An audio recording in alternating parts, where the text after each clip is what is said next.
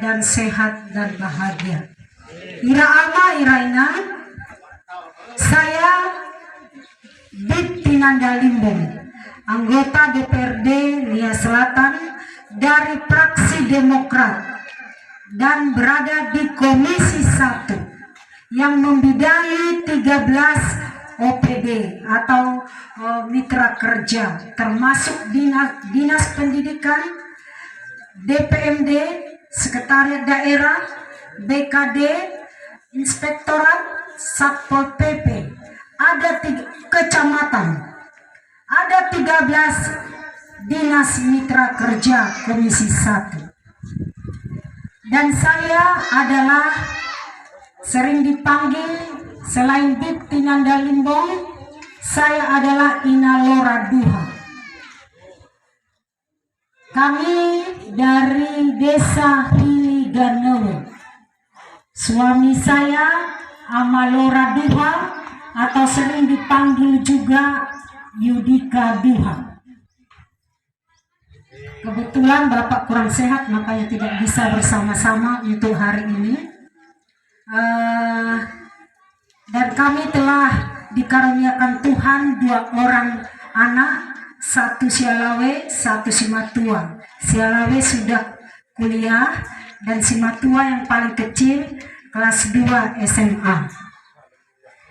Yang saya hormati Bapak Camat Onolayu, yang saya hormati Bapak tokoh agama, yang saya hormati si Ila si Ulu, yang saya hormati para kepala desa Kecamatan Onolayu, yang saya hormati para pemerintah desa yang hadir, dan juga Ira ama Ira ina yang tidak bisa saya sebutkan satu persatu ya, yang hadir untuk mengikuti sosialisasi peraturan daerah nomor 7 tahun 2018 tentang penyelenggaraan pendidikan. Sebagaimana yang telah dijadwalkan oleh DPRD Nia Selatan bahwa dari tanggal 21 sampai 23 April ini seluruh anggota DPRD Nia Selatan kembali ke wilayahnya masing-masing atau memilih tempat yang ada di Kabupaten Nia Selatan untuk mensosialisasikan peraturan daerah nomor 7 ini ke seluruh masyarakat di mana daerah yang dipilih. Salah satunya saya memilih Hilimon Geraya ini, Kecamatan Onolayu ini, untuk mensosialisasikan peraturan daerah ini. Mungkin Bapak Ibu menelisik ke belakang terlebih dahulu, Hilimon Geraya ini bukan daerah yang baru bagi saya, tidak asing lagi bagi saya. Karena sebelum saya anggota DPRD, saya adalah pendamping desa di Hilisanakesi. Sanakesi ya. Maaf saya salah menyebutkan.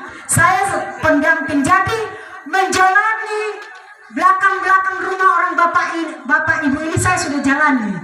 Bagaimana pembangunannya di sini? Bagaimana SMP di mana isinya? Di belakangnya. Oh ya, dari sana SMP. Dan ketika saya mengingat setelah saya anggota DPRD, karena waktu saya turun melihat SMP itu begitu kurang tepat menjadi lokasi pendidikan. Kotor Bapak Ibu ya.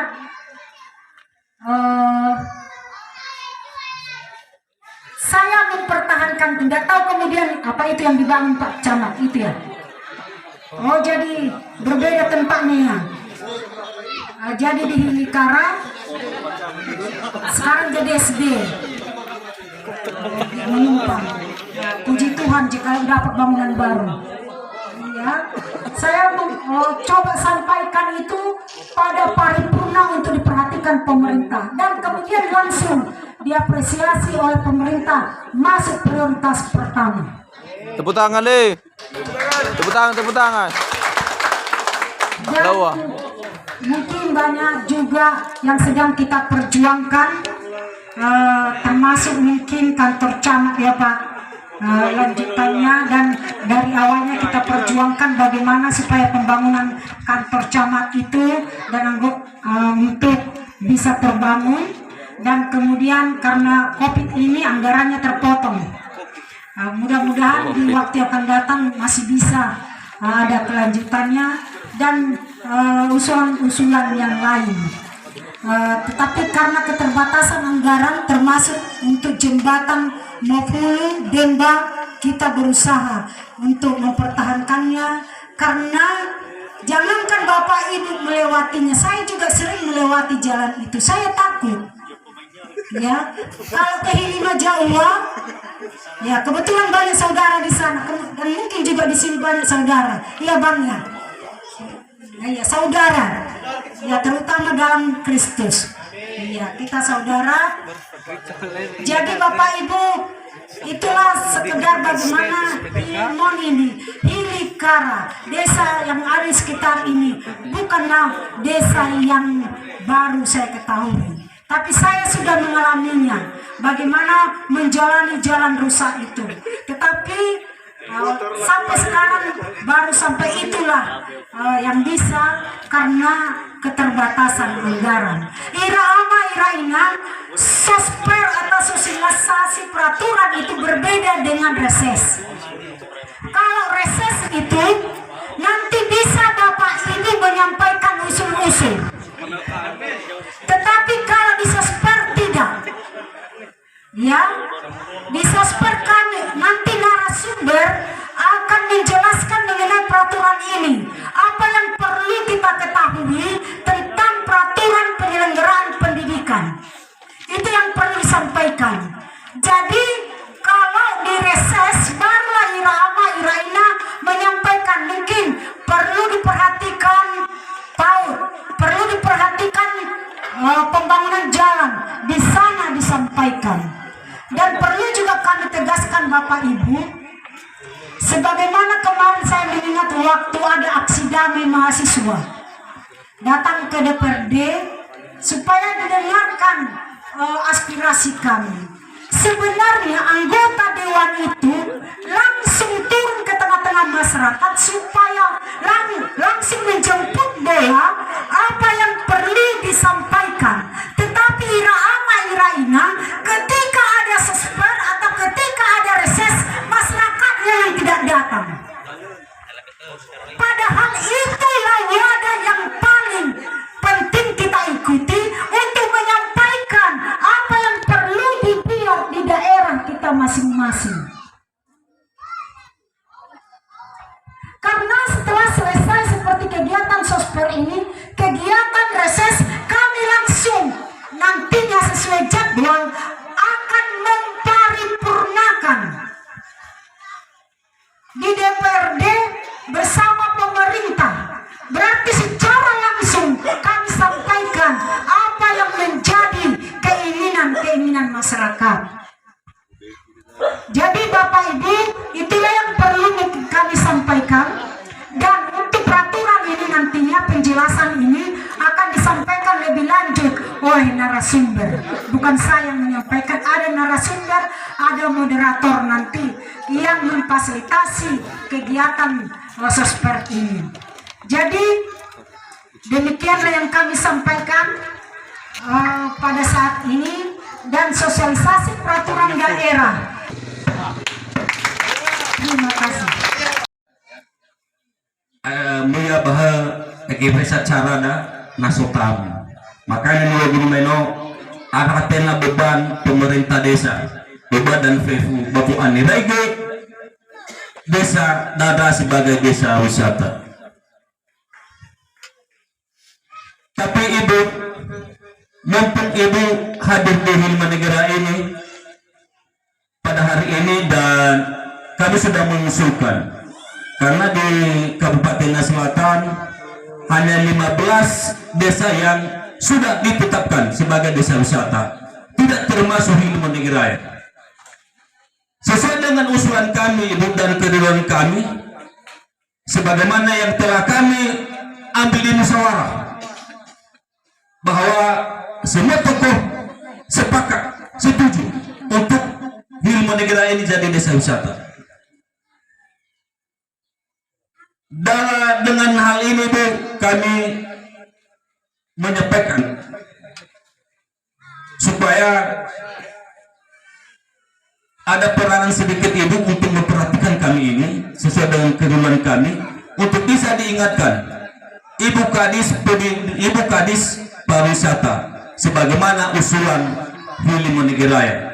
Kenapa daerah tidak bisa menetapkan sebagai daerah wisata sementara pusat bisa menetapkan sebagai desa wisata dalam 500 besar. Terakhir pada pengumuman kemarin dalam 300 besar Hilman Negara terdapat di Kecamatan di Kabupaten Selatan 2 Hilman Negara dan Hili Semetan atau 2 Bania Selatan yang ditetapkan sebagai desa wisata di Indonesia. Kita termasuk di Indonesia. Jadi ini keluhan kami Ibu, mumpung Ibu hadir di wilayah Pondolalu ini untuk bisa diingatkan Ibu Kadis pariwisata sesuai dengan kerinduan. Berikut kami himbau kepada Bapak Ibu dan penguasa sepanjang acara sosialisasi Geraha Maka Natolak Natami Talau dia tempat kendaraan bahafena soal lafur ke tempat kendaraan dan kedaita peserta untuk bisa bersama-sama mensukseskan sosialisasi tentang peraturan daerah pada hari ini. Terima kasih. Apa terang Pak Mama yang bebe dan Luhut sekali TVU Yahoo tentang pendidikan. Mau kono gratis, mana benar. Nah ini dengan kegiatan ini Irabano ada Fesu, ayo. Nanti setelah narasumber menyampaikan materi, ada ruang diskusi, ayo kita tanya. Tapi kita berdasar sehingga paham kita. Nah jadi walaupun demikian, Ira amalingan undang-undang yang hadir bagi negara Ira Toko. Netwali dan Eita perwakilan Vanuada. Nama wali dan acara kerja sosialisasi perda. Mawali Pak Fadil pahami negara mama yang kepala desa menabung itu dari Vanuada. Nato tapi kegiatan adanya atau nasorah firafeta sampai ke Vanuada. Oh ada anak Lafotele pendidikan Banda Selatan. Peraturannya keluar nomor 7 tahun 2008. Dari sebelum masuk peraturan daerah sebelumnya zaman pemerintah idealisme lagi ada peraturan daerah tentang pendidikan. Sekarang sudah ada perubahan. Isinya apa? Hari ini. Jadi teana ada yang kita sekolah paham. Tapi sesuatu yang bisa menjadi paham kita. Oh, ada mana pendidikan tahun 2022 lah. Ada yang naik gratis, mana mahasiswa itu. Apa yang kirim dari luar daerah. Bersama perubahan kebijakan. Ya, apakah termasuk anggaran dan lain sebagainya. Nah, jadi sangat kita sayangkan. Ini Pak Korwin tolong nanti Pak dipanggil kepala sekolah kita. Ini pendidikan tapi kepala sekolah yang tidak hadir. Kepala desa kalau ada rapat-rapat di desa diundang kepala desa kita. Maaf, kepala desa diundang ke kepala sekolah kita. Karena mereka juga tanggung jawab kita juga. Ya supaya gampang kita berkomunikasi, berkoordinasi dan maju ke Bangladesh. Tadi pagi saya baru mengikuti kegiatan kader kesehatan, melaksanakan kepelatihan kader kesehatan Bapuskesmas yang lalu. Saya tegaskan bahwa Ironada adalah masa depan masyarakat desa kita, masa depan Bangladesh. Bayangkan orang Bangladesh, apa sehat Ira? Otomatis oleh gelap tahun. Ya. Batare Swagele, laporan Pak Kepala Puskesmas, bagaimana ditemukan gizi buruk ke Dagaba, Kecamatan Mongolan. Artinya, perkembangan mana ada. Ada tafagi, Bapak Nua, Bapak Gaba, Fulunesa, Bapak lalu, rata-rata sampai omo, Mihasa Musa, Sosarjana. Tare Swagele, perkembangan. Si sobalah halal gay soai taba gahe ya benar me masih iromo sunai berdefima mana si ada kepala sekolah berlawan jalan ke kepala sekolah guru bagaimana pemanira langsung diterima langsung. mereka pernah lama pernah camat membawa orang pada dalam telepon. Tapi puji Tuhan, ya, sudah banyak kita di dalam posisi jabatan-jabatan. Oleh karena itu, ada keberadaan dan dari hasil sosialisasi besar di Rakyat, tak terus kebanyakan bangga bagi 10 desa. Dan terima kasih kepada Ibu anggota DPRD yang kami banggakan. Ini begitu sangat berharga di mata kita masyarakat Melawi. Saya berani sampaikan ini. Kalau tidak salah, ibu sudah selain karena urusan keluarga 3 kali ya Bu ya, kalau tidak salah, melaksanakan reses dan 2 kali suspend. Mungkin Bu, dan kalau ada kesempatan lagi ada 2 atau 3 desa, ini Falage atau ini Farodo, mungkin perlu juga ibu sekali buat di sana. Tapi ini sudah luar biasa. 6 orang anggota DPRD Dapil 1 di Kabupaten Selatan, ibu Limbong paling intens dan banyak melaksanakan di Kecamatan Mongolan. Dan tidak hanya datang melaksanakan reses dan suspend. Saya bisa saksikan ketika mengikuti rapat-rapat paripurna DPRD, Ibu Limbong selalu vokal menyuarakan hayani wawada usulan-usulanda. Batawa mata beremeh keterbatasan anggaran bagi situasi corona adalah dengan FUI Deva Mareta. Batas asik masa kantor camat ke dalam baru hewa lena auju. Kemudian hewa lena ayam lain lala keda. Batahuna A akan labalu keda jero sobadeba. Pekerjaan atau PR ibu-ibu tadi siapa jadi tentang jembatan langsung. Dan banyak lagi aspirasi-aspirasi lain yang terus diperjuangkan oleh anggota DPRD kita. Tawal tena berubah negeri raya, tena berubah orang lain. Mai pamada itu behaya usul-usulan dan tetap sampai ke pemerintah daerah Kabupaten Nias Selatan. Jadi terima kasih Bu, sahabat mau lihatin. Mau wakili jaga aspirasi kepada pemerintah Kabupaten Nias Selatan. Itu saja yang bisa kami sampaikan. Sekali lagi semoga sosialisasi perda ini bisa bermanfaat bagi kita semua.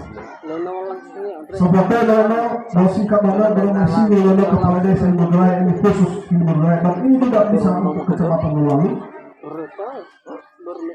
Kalau keterbatasan pemerintah daerah karena anggaran, sekarang sudah ada dikatakan desa wisata. Saya mengajak kita semuanya, kita mulai dari diri kita sendiri, kita mulai dari masyarakat kita sendiri, bahwa benar ini desa wisata. PNH desa wisata, PH desa wisata. Balenda pernah melihat mamai juga desa wisata. Balenda pernah tersebra manfaat dari desa wisata. Jadi ini kita semuanya ya dari federasi. Usulan-usulan yang kita sampaikan melalui pemerintah desa telah diterima dan ditetapkan desa wisata. Lalu tahu sudah sekali. Contoh paling kecil tentang keramah-tamahan negara Sodomi. Itu contoh paling kecil. Apa yang tidak ada Morgan Sevo nalung rama itabete maya ira. Kemudian akses lalah heda. Apa yang mega namai tiki ko lalada. Ya, lalada lina baga, solo-solo na awani. Nah yang mega. Ya. Jadi dua apresiasi gue selaku pimpinan wilayah kecamatan lalu. Apresiasi gue segala upaya-upaya penguada si Fuluresa. Selalu kita laksanakan kegiatan gotong royong. Sekali itu mewakili pemerintah Kabupaten Selatan, ada sawul kami Mama, Minama, seluruh toko, Mami Mami tenagami, Babi Roroga, fasilitas umum, ke dapat kecamatan lalu. Hanya Tuhan yang bisa membalaskan. Kami yang ada di kecamatan terus berupaya. Apa yang menyampaikan hanya keluhan masyarakat dan melalui juga anggota DPRD yang hadir pada hari ini. Itu saja yang kami sampaikan. Tuhan memberkati kita. Bama Owai Tasefni Yahoo.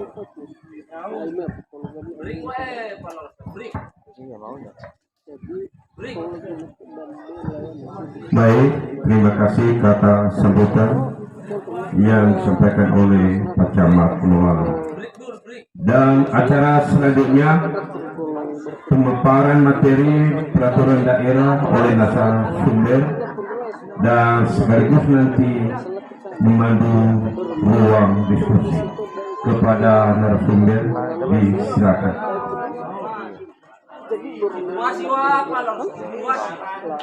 Yang mana tempat alamat Inggris ya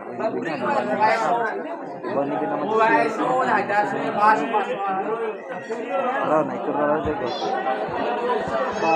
Kondisi kalau saya Korea makan lebih jelas lah.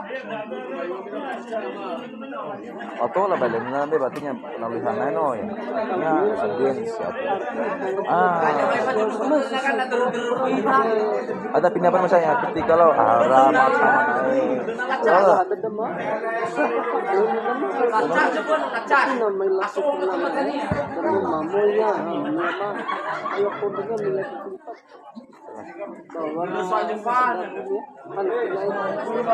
ini tuh akeran lah kalau mana naya ke apa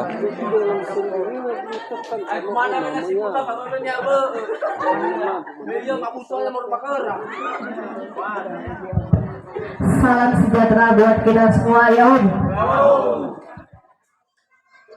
Yang terhormat Ibu Senator Dir Tinalan Limbo, yang terhormat Bapak Camat Onolalu, yang terhormat Bapak Kepala Desa Sekecamatan Onolalu, yang terhormat perangkat desa Sekecamatan Onolalu, yang terhormat tokoh adat, tokoh agama, tokoh pemuda, dan masyarakat desa Sekecamatan Onolalu. Bapak, Ibu, dan hadirin yang berbahagia, sebelum pemaparan materi tentang penyelenggaraan pendidikan kita mulai, maka izinkanlah kami memperkenalkan diri. Saya selaku moderator, nama saya yaitu Yohana Faud, dan di sebelah kiri saya ada narasumber kita. Untuk itu saya persilakan kepada Bapak, silakan Pak diperkenalkan dirinya. Baik, terima kasih saudara. Saya yang sudah mau kamu, Amanevi kamu, yang hari ini sebagai narasumber dalam kegiatan sosper tentang penyelenggaraan pendidikan di Desa Hidupli Raya. Oke. Baik, demikian perkenalan singkat kami dari depan ini. Kita lanjutkan pemaparan materi. Untuk itu kepada narasumber kita Bapak Yasojano Ogahom, waktu dan tempat dipersilakan Pak. Terima kasih Pak Camat, izinkan saya untuk berdiri Pak.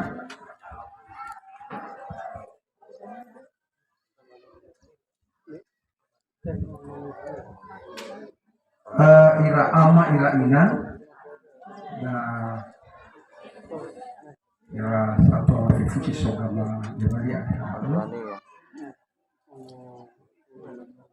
tugas yang diserahi ke saya untuk menjadi narasumber pada kegiatan sosialisasi perda tentang penyelenggaraan pendidikan. Data tak jelas apa tujuan yang namanya sosialisasi. Bagi Kerda sederhana sekali, sosialisasi famee faaboto babedo. Itu singkat. Jadi begitu banyak peraturan daerah, ada peraturan daerah yang menyangkut kepentingan kita, apakah pribadi atau kelompok kita. Ada juga peraturan daerah barangkali jauh dari kepentingan pribadi atau kelompok kita. Yang ketepatan saat ini adalah tentang peraturan daerah menyangkut pendidikan dan bagi kita ada fifu ita usul bakal kepentingan. Luna sinana kepentingan bahaba peraturan daerah ada mengenai penyelenggaraan pendidikan.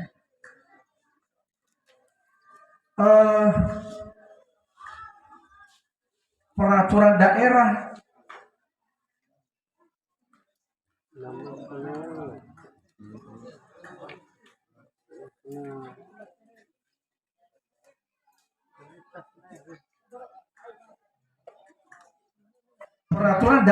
tentang penyelenggaraan pendidikan ada terdiri atas 22 bab, walaupun di lembaran kita tertulis 21, tapi ada yang double, ya, ada yang double. Setelah tadi malam saya sisir, ada yang double mengenai penetapan pencantuman babnya, ya, pencantuman babnya. Kemudian ada 124 pasal. Nah, tentu kalau kita lihat sebanyak itu, ya satu kata air adri barangkali satu beban atau membuat awal kalau bahas. Nah, lainnya agak muda-muda, ya agak muda di bawah 30 tahun barangkali masih jelas mata main karate Pak. Ya ani ira ama ira ini sakala waktu itu barangkali cuma mau ya naik bos-bos abu do merah gitu. Jadi kalau kita lihat perda itu tidak serta-merta lahir atau lafazilki sesuka-sukanya Pak Bupati, Pak Ketua DPR tidak. Perda yang dibuat saat ini merupakan turunan dari peraturan pemerintah dari pusat. Baik itu menyangkut peraturan pemerintah nomor 20/2003 tentang sistem pendidikan nasional maupun peraturan pemerintah nomor 7/2010 tentang penyelenggaraan pendidikan, dan akhirnya yang kita butuhkan di daerah itu yang dirumuskan oleh DPRD dan Bupati Nias Selatan. Itulah yang mau kita saat ini untuk kita sosialisasikan. Di bab 1 itu menyangkut di lembaran kita, bab 1 itu berisikan tentang beberapa sebutan istilah yang dituangkan. Apa gunanya? Supaya kita mengikuti, menyamakan persepsi kita. Kafagelesi bawailu wahada. Apa yang ditulis di situ, itulah yang mau kita sampaikan, yang diterjemahkan di dalam isi selanjutnya. Itu bab 1. Lalu di bab 2 ini agak panjang nih, agak panjang, banyak cakupannya. Di bab 2 itu mengatur banyak hal. Misalnya hak dan kewajiban. Dalam hak dan kewajiban itu mencakup hak dan kewajiban terhadap warga dan masyarakat, kemudian orang tua, kemudian peserta didik, kemudian pendidik dan tenaga kependidikan, dan terakhir pemerintah daerah. Sekali lagi, hak dan kewajiban. Barangkali di antara Bapak dan Ibu ketika menerjemahkan warga dan masyarakat itu ya selama ini kita anggap sama. Jadi kalau warga itu sebagai anggota dari sebuah kelompok atau sebuah keluarga. Ya, artinya baik secara pribadi maupun sebagai komunitas mereka memiliki hak dan kewajiban di dalam dunia pendidikan yang kita maksudkan. Sekali lagi, kurang lebih nanti penjelasannya bisa dilihat di lembaran yang sudah dibagi di tangan Bapak dan Ibu. Kemudian di bab 3 tentang jalur, jenjang, dan jenis pendidikan. Kita perlu dulu batasi kita bahwa yang kita bicarakan saat ini jenjang pendidikan mulai dari PAUD, SD, dan SMP. Kenapa? SMA sudah bukan kewenangan dari pemerintah Kabupaten Nia Selatan. Nah, kedua-dua itu kalau dikatakan PAUD, SD, dan SMP, PAUD tergolong pendidikan usia dini. Sedangkan SD dan SMP termasuk pendidikan dasar. Nah, apa yang mau kita dapatkan informasi tentang itu? Bahwa jenjang pendidikan ada formal, ada non-formal, dan ada informal. Formal yang seperti yang kita lihat itu, sekolah-sekolah di militer itu, SD, kepala sekolahnya, gurunya, itu namanya formal. Ya, menetap ada hari masuk, jam berapa masuk. Kemudian yang namanya non formal itu satu pendidikan yang diselenggarakan di luar sekolah. Misalnya lembaga-lembaga masyarakat menyelenggarakan yang namanya pelatihan, kursus, dan pendidikan lainnya. Apakah itu kursus pertanian, kursus peternakan, kursus keuangan, dan sebagainya. Sedangkan informal itu yang kita kenal sebagai sebenarnya basis ya di keluarga itu. Karena aku ceritanya kalau dari rumah tidak benar mendidik anak, maka dia keluar rusak. Selama ini kita menganggap, wah apalah itu, kan ada sekolah nanti yang membentuk pribadi anak saya. Bapak Ibu, sebagai orang tua, kita sebagai orang tua, kita dibebani satu beban moral. Kalau kita beranggapan bahwa sekolahlah yang bertanggung jawab membentuk karakter dan pribadi anak, salah. Ya, kita sama-sama. Dan yang merupakan basis adalah keluarga.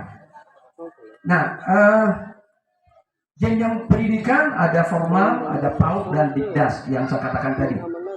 Jalur-jalurnya, jalur, jenjang, dan jenis pendidikan tersebut meliputi ada PAUD, pendidikan anak usia dini, kemudian Dikdas, pendidikan dasar, kemudian pendidikan non formal seperti yang tadi kursus, pendidikan informal yang dalam keluarga, kemudian pendidikan bertaraf internasional dan berbasis keunggulan lokal. Ini yang disampaikan Pak Kades tadi.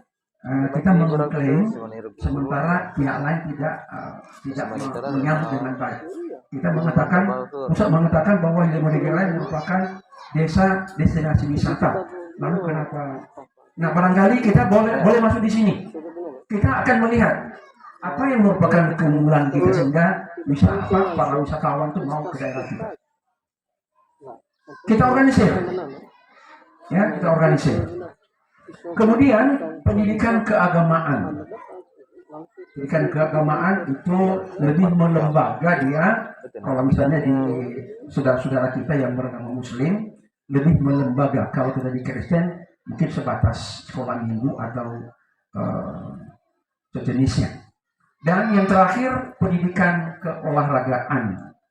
Ya, di kampung-kampung ini ada, hanya kita tidak mengorganisir. Adanya ya, artinya seperti hukum alam aja ya, si anak itu bisa main volley dengan bagus itu berarti sendiri, bukan karena sebuah proses pelatihan yang dibangun.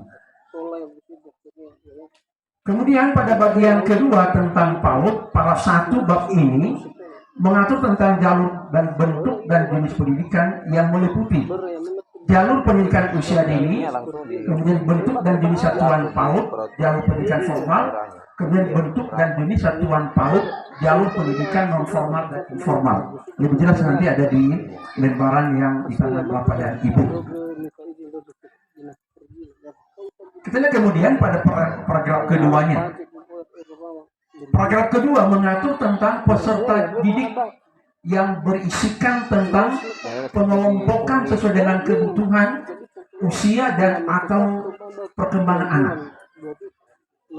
Ya, jadi ada pengelompokan dari segi usia, ada pengelompokan dari segi kebutuhan, ada anak yang mampu, ada yang kurang mampu, ada yang lambat, ya perkembangannya.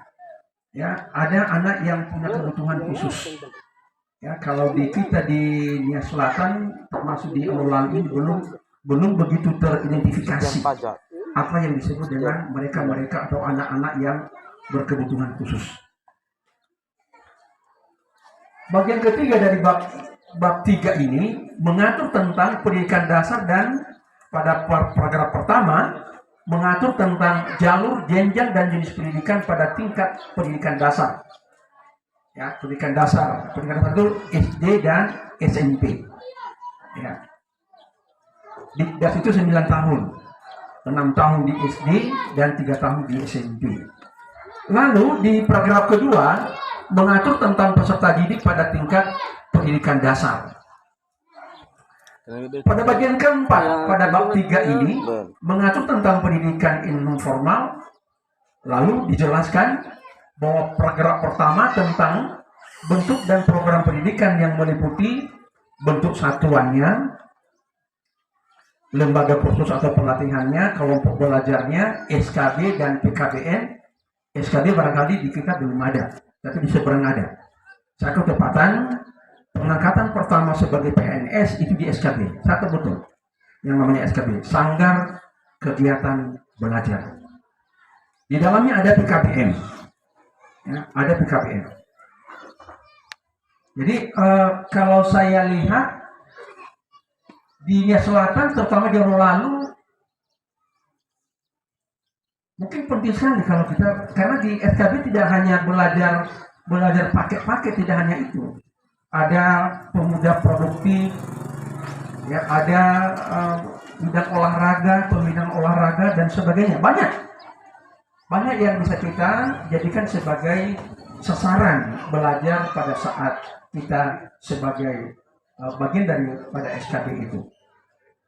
Selanjutnya, paragraf kedua juga mengatur tentang jalur, jenjang dan jenis pendidikan yang berhubungan dengan peserta didik. Sekali lagi, apa yang kita sebut dengan jenjang dan satuan ini, di kita ada jenjang pendidikan yang diselenggarakan oleh pemerintah dan ada yang diselenggarakan oleh swasta atau lembaga atau oleh masyarakat. Nah, dua-duanya sama di mata hukum. Ya, sama di mata hukum. Hanya barangkali pengelolaannya, ya, pengelolaannya kemudian nanti misalnya pengangkatan kepala sekolah kalau negeri, ya pemerintah daerah. Kalau di lembaga mungkin pemilik satuan pendidikan itu. Lalu bagian kelima dari bab ini mengatur tentang pendidikan informal yang terdiri atas 3 paragraf. Yang pertama mengatur tentang bentuk dan program pendidikan.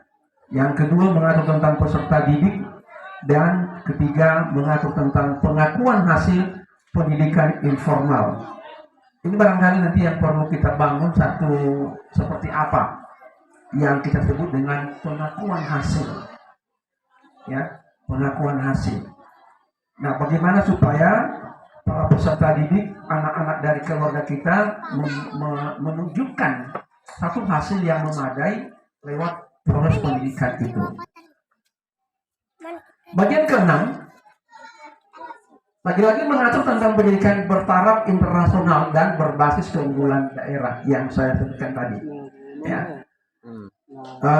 Mungkin kalau kita bicara bertaraf internasional, mungkin kecamatan udah lalu nanti belum. Tapi ke depan mungkin satu, kalau ketika kemudian sungguh-sungguh desa Hinimondegi Raya akan menjadi desa destinasi wisata dan imbasnya tidak hanya Hinimondegi Raya, bahkan seluruh desa-desa kecamatan Ulu Lalu dan tetangganya sekitarnya, maka tidak salah kalau kita memikirkan apa kira-kira jenis pendidikan yang bertaraf internasional. Ya, mungkin di Hilman Negeri Raya kalau pemandu tamu mungkin terbatas, ya. Kalau datang 1, 2, 3 kelompok ya cukup. Tapi kalau sempat banyak lebih dari 5 kelompok, siapa pemandunya? Ada pemandu. Tidak cukup sebatas yes dan no. Tidak cukup. Bahkan kemudian yang kita bangun adalah ketawa. Mengundang mereka geli. Akhirnya ada kesan jelek. Ada kesan jelek. Mereka datang ke sini karena kita tidak tahu apa yang mereka sampaikan. Kalau AEG, maka yang ada kesan jelek, kesan buruk. Wah, ini orang Hilman Negeri Raya seperti ini. Nah, yang kita bangun bukan seperti itu. Ya, lewat Bapak dan Ibu, tokoh masyarakat, pemerhati pendidikan, ini satu beban, satu PR kita untuk memikirkan itu. Pendidikan khusus dimaksud diselenggarakan melalui boleh jalur formal, boleh jalur non formal, juga jalur informal. Berikut, bagian ke-8 dari bab ini mengatur tentang pendidikan layanan khusus. Jenis dan bentuknya serta peserta didiknya merupakan penegasan daripada pasal 37 di atas. Di lembaga kita ada di sana. Demikian bagian ke-9 mengatur tentang pendidikan keagamaan. Bagian ini terdiri atas 2 paragraf. Yang pertama tentang jalur dan bentuk pendidikan, dan yang kedua tentang penyelenggaraan dan pengelolaan. Lagi-lagi kembali kepada seperti apa kita menyelenggarakan dan mengelola satuan pendidikan itu. Kita masuk pada bab 4. Ini juga agak banyak nih, ramai. Tentang satuan pendidikan. Satuan pendidikan di awal dengan pasal 42 menegaskan bahwa satuan pendidikan berhak mendapatkan dana operasional dan dana pemeliharaan pendidikan dan merencanakan menyusun kurikulum sesuai kebutuhan. Ada kata-kata berhak mendapatkan dana operasional, barangkali selama ini sudah jalan di tingkat SD dan SMP termasuk PAUD, termasuk dana pemeliharaan sudah jalan. Ya. Sementara pada pasal 43 mengatur tentang kewajiban satuan pendidikan sebagaimana huruf A sampai dengan huruf E. Di lembar kita ada tertulis. Lalu bab kelima tentang pengelolaan pendidikan. Pasal 44 mengatur bahwa pengelolaan pendidikan dilakukan oleh ada 3 pihak. Yang pertama pemerintah daerah. Itu pada pasal 46, 47, 48 sampai dengan 49. Kemudian badan hukum penyelenggara satuan pendidikan formal dan non formal. Contohnya lembaga-lembaga swasta. Ya, itu pada pasal 50. Kemudian pengelolaan oleh satuan pendidikan. Itu pada pasal 51 dan 52. Ya, semua diatur dengan jelas dalam pasal-pasal itu. Lalu bab ke-6 tentang kurikulum. Tentang kurikulum pada perda ini mengatur tentang kurikulum yang terdiri atas pasal 53 dan pasal 54. Di sana ada kedua pasal tersebut mengatur berbagai hal tentang kurikulum, mulai dari kurikulum satuan pendidikan dan prinsip pengembangan kurikulum sampai dengan pendokumentasiannya. Jadi kurikulum ya sebagai sebuah hak, ya, sebuah kewajiban kepada sekolah untuk merumuskan kurikulum yang berkenaan dengan lingkungan atau kebutuhan setempat. Bab 7 tentang pendidikan etika, karakter, dan ideologi kebangsaan. Ya, ada sebagian orang tua mengatakan bahwa kegiatan ini ialah diserahkan saja kepada guru SM atau kepada rektor, kepada itu salah. Ya. Aku ceritanya awal daripada pendidikan etika ini dari keluarga. Kita lihat seperti apa. Pasal 55 perda ini memberi tugas dan tanggung jawab besar dalam penyelenggaraannya. Tidak hanya satuan pendidikan, tetapi semua pemangku kepentingan. Siapakah pemangku kepentingan itu? Termasuk kita yang hadir saat ini. Ada kepala desa, ada guru jemaat, ada lektor, ada ketua BPD, semua pemerhati sosial, tokoh pemuda, tokoh wanita, semuanya. Itulah yang kita golongkan sebagai pemangku kepentingan. Hal ini lebih dijelaskan mulai pada angka 1 sampai dengan angka 4. Bab ke-8 tentang pendidikan lintas satuan dan jalur pendidikan. Ini barangkali ada asli di kita, tapi tidak masalah. Pada bab ini, Perda mengatur tentang pendidikan lintas satuan dan jalur pendidikan yang mencakup pasal, yaitu pasal 26, 57,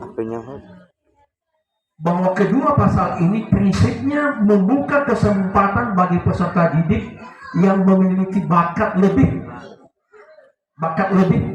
dan menonjol secara luas dapat memilih. Jadi ada dimungkinkan untuk lintas satuan. Bab ke-9, bangsa pengantar sudah biasa. Sekali lagi Bapak Ibu, bahwa bahasa daerah dapat dibenarkan sebagai bahasa pengantar. Bahasa asing dapat dibenarkan sebagai bahasa pengantar. So kita ngomong, hari ini bebas daerah bahasa sekolah. Tiga-tiga, bahasa Indonesia, bahasa daerah, dan bahasa asing itu dapat digunakan sebagai bahasa pengantar. Bab ke-10, pendidik dan tenaga kependidikan. Ini yang agak rumit antara guru dan karyawan sebuah sekolah. Bab 10 pada perda ini memuat beberapa bagian yang keseluruhannya mengatur tentang pendidik dan tenaga kependidikan. Pendidik adalah guru, tenaga kependidikan adalah mereka yang seperti tempat usaha, termasuk tukang naikkan dan turunkan bendera, termasuk pendidikan, capan termasuk. Bagian 1 menekankan tentang batasan pendidik dan tenaga kependidikan dalam perda ini. Kemudian bagian kedua mengatur tentang jenis tugas dan tanggung jawab, antara lain memuat kualifikasi dan kompetensi yang dipersyaratkan, tentu ketika dia memangku atau diserahi tugas sebagai tenaga pendidik. Pada bagian ketiga mengatur tentang pengangkatan, penempatan, pemindahan, dan pemberhentian. Kewenangan siapa? Tentu nanti ada diatur di dalam peraturan daerah itu, pengangkatan, pemberhentian, pemindahan, dan penempatannya. Bagian keempat mengatur tentang pembinaan. Pembinaan dimaksud diserahi kepada penyelenggara satuan pendidikan. Kalau dia swasta, maka penyelenggaranya, yayasannya. Kalau dia di pemerintah, maka pimpinan tertinggi dari bupati sampai dengan kepala dinas di bawah. Bagian kelima mengatur tentang pengembangan. Pengembangan pendidik dan tenaga kependidikan merupakan sebuah kebutuhan baik penyelenggara satuan pendidikan maupun kepada tenaga yang bersangkutan. Pengembangan semacam pengakuan tadi, mereka yang berprestasi, mereka yang sudah saatnya untuk diberikan satu motivasi, ya silakan dengan cara pengembangan. Bagian ke-6 dari bab ini mengatur tentang kesejahteraan, bahwa setiap pendidik dan tenaga pendidikan berhak memperoleh penghasilan. Berapa besarnya? Itu nanti diatur oleh ketentuan yang berlaku. Kalau dia PNS ada tabel gajinya. Kalau dia di swasta ada kesepakatan antara pemilik yayasan dengan yang bersangkutan. Tentu sasaran penghasilan diatur dengan aturan yang berlaku, baik yang berstatus PNS maupun bukan PNS. Bagian ke-7 mengatur tentang penghargaan. Penghargaan dimaksud diatur dalam pasal 72 dan 73. Bagian ke-8 mengatur tentang organisasi profesi. Tujuannya untuk memberikan kesempatan kepada pendidik dan tenaga pendidikan untuk mengembangkan kemampuan profesionalitasnya. Hal ini diatur dalam pasal 74. Nah, seperti apa? yang namanya organisasi profesi itu banyak di kalangan guru-guru. Yang tertua di kalangan guru-guru yaitu PGRI misalnya, atau mungkin di secara lokal ada bentuk organisasi yang mereka bentuk. Bagian ke-9 mengatur tentang kepala sekolah. Pada paragraf ini menyatakan bahwa untuk dapat diangkat sebagai kepala sekolah ada beberapa persyaratan yang harus dipenuhi. Ketentuan itu diatur dalam pasal 75 angka 1, 2, 3, dan 4. Paragraf kedua mengatur tentang pemindahan dan pemberhentian. Bahwa kepala sekolah ada yang diangkat oleh pemerintah, tentu bagi sekolah negeri, dan ada yang diangkat oleh penyelenggara peraturan pendidikan bagi sekolah yang swasta. Paragraf ketiga mengatur tentang tugas dan tanggung jawab. Bahwa tugas dan tanggung jawab kepala sekolah mencakup banyak hal. Oleh karenanya dibantu oleh beberapa pembantu wakil kepala sekolah guna memudahkan dan kelancaran tugas-tugas operasional. Tentang tugas dan tanggung jawab kepala sekolah secara rinci diatur pada pasal 77, 78, 79, 80, dan 81 di lembaran atau joksit yang di tangan Bapak Ibu. Paragraf keempat mengatur tentang masa tugas kepala sekolah. Masa tugas kepala sekolah ada 4 tahun. Apakah boleh dipilih kembali? Diangkat kembali? Boleh. 1 kali periode lagi, hanya 2 kali. Boleh diangkat kembali kepala sekolah? Boleh, tapi tidak lagi di sekolah itu. Harus pindah ke sekolah yang lain. Itu di sekolah negeri. Di swasta tentu dia punya aturan tersendiri. Pasal 5, paragraf 5 mengatur tentang asosiasi. Bahwa kepala sekolah dapat membentuk asosiasi yang bersifat mandiri. Ya, tentu hanya di kita di sini jarang kita dengar karena jumlah guru, tenaga kependidikan dan tenaga pendidik minim. Tapi di sekolah-sekolah besar yang gurunya sampai 100 orang, ya bisa terbentuk yang namanya asosiasi. Bagian ke-10 mengatur tentang UPTD, unit pelaksana teknis daerah, dengan bahwa bupati berwenang mengangkat dan memberhentikan UPTD, yaitu di sanggar kegiatan belajar. Kepala sanggar tadi itu bupati yang berwenang untuk memberhentikannya. Bab ke-11 prasarana dan sarana. Pada bab ini mengatur tentang prasarana dan sarana untuk menjamin terselenggaranya satuan pendidikan. Lebih rinci diatur dalam pasal 85, 86, 87, 88, dan 89 yang memuat aturan dan ketentuan tentang prasarana dan sarana pendidikan. Bab 12 evaluasi dan sertifikasi. Bagian ke-1 mengatur tentang evaluasi. Bahwa evaluasi yang dilakukan oleh satuan pendidikan atau lembaga sebagai bentuk aktivitas penyelenggaraan pendidikan kepada pihak-pihak yang berkepentingan, dan selanjutnya dirinci pada pasal 90, 91, dan 92 di joksit dan Bapak Ibu. Bagian kedua mengatur tentang sertifikasi. Hal ini diatur pada pasal 93. Bab ke-13 tentang pendanaan. Bagian ke-1 bahwa pendanaan pendidikan menjadi tanggung jawab pemerintah. Sekali lagi, tanggung jawab pemerintah. Pemerintah daerah dan masyarakat. Ada 3, pemerintah dalam arti pemerintah pusat, pemerintah daerah, dan masyarakat. Hal ini diatur dalam pasal 94. Sebatas berapa tanggung jawabnya? Ya, dalam aturan yang sudah dirumuskan itu. Bagian kedua mengatur tentang sumber pendanaan pendidikan. Bahwa sumber pendanaan pendidikan berasal dari APBN, APBD, dan masyarakat. Pemerintah pusat, pemerintah daerah, dan dari masyarakat.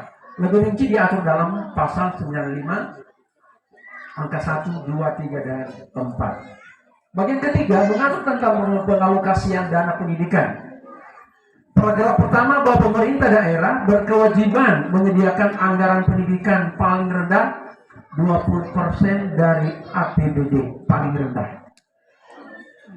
Paragraf kedua mengatur tentang beasiswa, bahwa pemerintah atau masyarakat wajib memberi beasiswa bagi anak didik dari keluarga kurang mampu dan anak didik yang berprestasi.